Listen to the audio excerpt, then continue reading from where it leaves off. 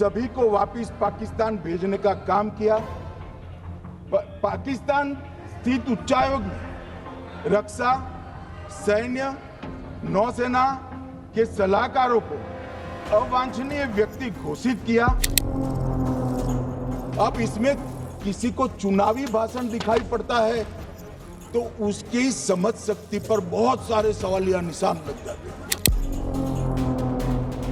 Operation सिंदूर 7 मई को रात को 1:04 से 4 मिनट से 1:24 तक चला।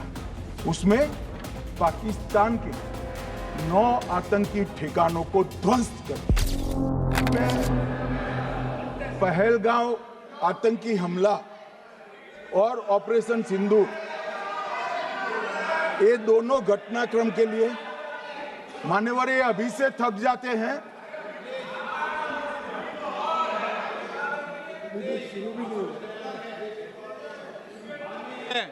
प्लीज बैठिए।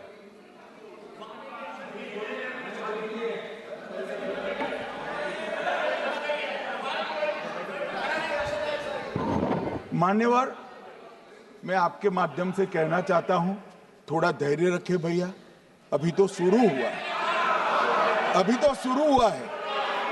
मान्यवर, मैं पहलगांव आतंकी हमला और ऑपरेशन सिंदूर के बारे में पूरा घटनाक्रम बताना चाहता हूं। कल ढेर सारे सवाल उठाए। वैसे तो मुझे लगता था कि कल रक्षा मंत्री जी के भाषण के बाद शायद कांग्रेस पार्टी सपोर्ट में भाषण देना शुरू करेगी और अगर थोड़ी बहुत जनता की इच्छा की परख होती तो वो ही करते, मगर नहीं करा।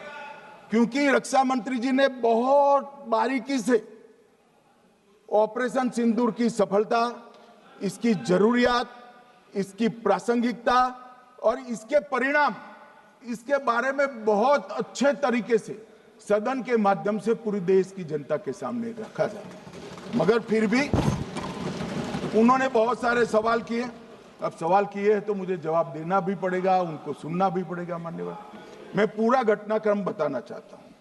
मान्यवर, 22 अप्रैल को पहलगांव में आतंकवादी हमला हुआ। इसमें 26 लोग मारे गए, 25 भारतीय और 1 नेपाली नागरिक। हमने उसी वक्त मैं श्रीनगर जाने के लिए निकल गया। रात को ही सुरक्षा बलों की मीटिंग कर ये भाग न पाए इसकी व्यवस्था की। माननीय मोदी जी ने 23 और 30 अप्रैल को सीसीएस की मीटिंग चेयर की।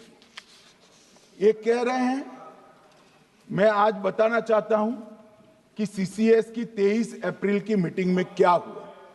सबसे पहला कांग्रेस पार्टी का ब्लंडर था सिंधु जल संधि, इसको स्थगित करने का काम नरेंद्र मोदी जी ने किया। हमने अटारी के माध्यम से एकीकृत जांच चौकी जो चलती थी उसको बंद कर दिया।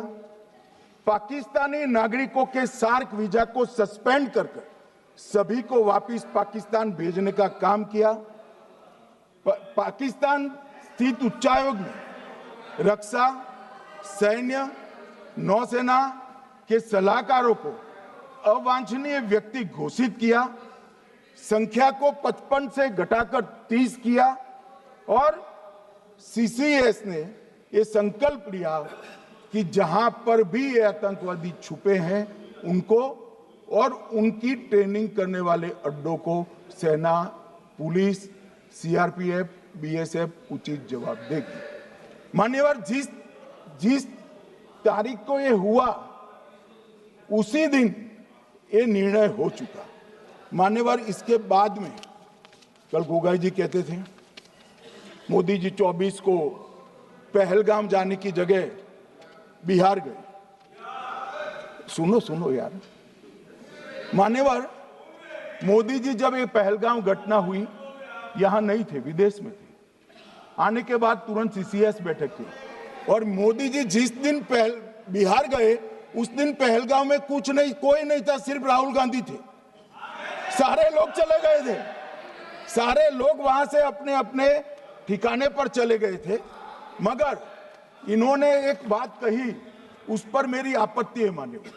उन्होंने कहा 24 अप्रैल को चुनावी भाषण किया।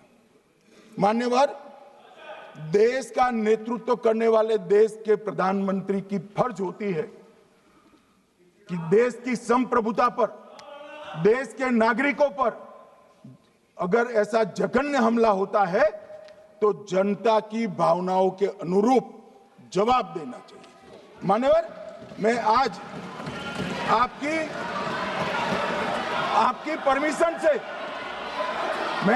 परमिशन से मोदी जी के बिहार भाषण के कुछ अंश पढ़ना चाहता हूं।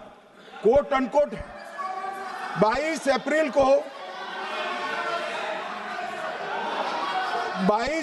को पहलगाम का यह हमला केवल निहत्थे पर्यटकों पर नहीं बल्कि पूरे भारत की आत्मा पर एक दुस्साहसपूर्ण प्रहार है। आतंकवाद के प्रति दृढ़ और कड़ा रुख, आतंकियों और इसके हमले की साजिश रखने वालों की कल्पना से भी बढ़कर उनको सजा दी जाए। मान्यवर, महत्वपूर्ण है आतंकियों और इसकी साजिश रचने वाले दोनों को, आतंकियों की बची खुची जमीन भी मिट्टी में मिलाने का समय आ गया है।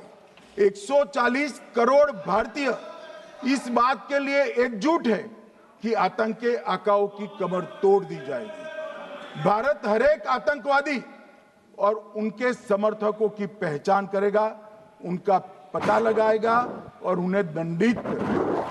आतंकवाद कभी भी भारत की आत्मा नहीं तोड़ पाएगा। न्याय सुनिश्चित करने का मैं हर संभव प्रयास करूंगा। अनकोट। अब इसमें किसी को चुनावी भाषण दिखाई पड़ता है तो उसकी समझ शक्ति पर बहुत सारे सवालिया निशान लग जाते हैं। ये चुनावी भाषण नहीं है, आतंकवाद के खिलाफ लड़ने का 140 करोड़ भारतीयों का प्रतिघोष है जो मोदी जी ने वहां दिया। इनको चुनावी भाषण दिखाई पड़ता है। जैसे चश्मे होते हैं ऐसी ही दृष्टि होती है।